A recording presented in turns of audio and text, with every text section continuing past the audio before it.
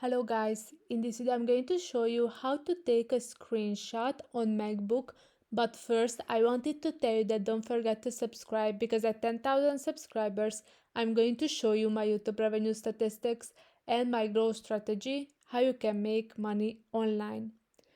So the easiest way to take a screenshot is to select on the keyboard the Command Shift and 5 number, and you select all these three buttons at the same time, and here you can see to capture entire screen or capture selected windows or capture selected portion, and then you can see the options.